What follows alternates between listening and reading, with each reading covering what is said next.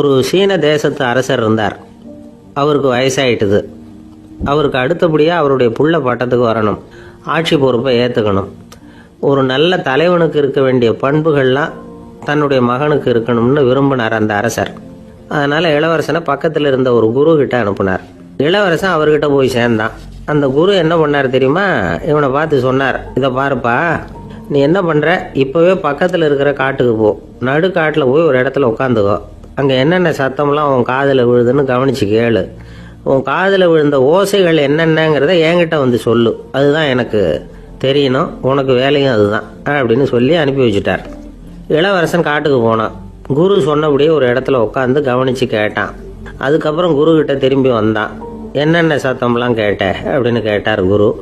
குருவே, காட்டில் நான் பறவைகள் சத்தம்லாம் கேட்டேன், மிருகங்களின் ஓசையையும் கேட்டேன், இதை தவிர இடி மின்னல் மழை இதுகளோட சத்தத்தையும் கேட்டேன் அப்படின்னா.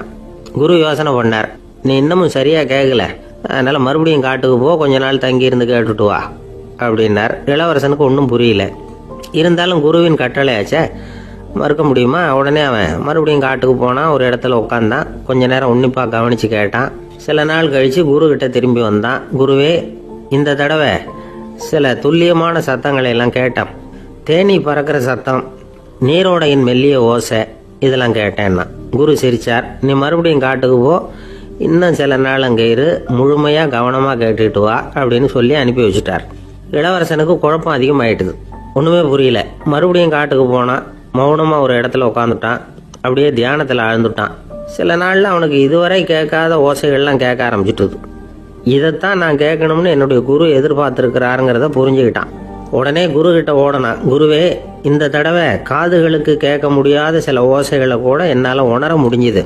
பூ மலருகிற ஓசை, சூரியனால் பூமி சூடாகிறப்போ எழுகிற ஓசை, காலை பனித்துளியை இந்த புல்லுலாம் குடிக்கிற ஓசை, இது எல்லாம் என்னால் நல்லா கேட்க முடிஞ்சுது அப்படின்னா. குருவுக்கு இப்போ தான் திருப்தி ஏற்பட்டுதான்.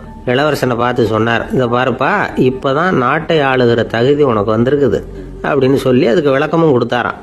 எந்த அரசன் தன்னுடைய மக்களின் இதயம் பேசுகிற மௌன மொழியை, மௌன வார்த்தைகளை கேட்குறானோ அவன்தான் ஆள தகுதி உள்ளவன். எந்த அரசன் தன்னுடைய மக்களின் உணர்ச்சிகளை உண்மையாக உணர்றானோ அவன்தான் முதன்மையான அரசன்.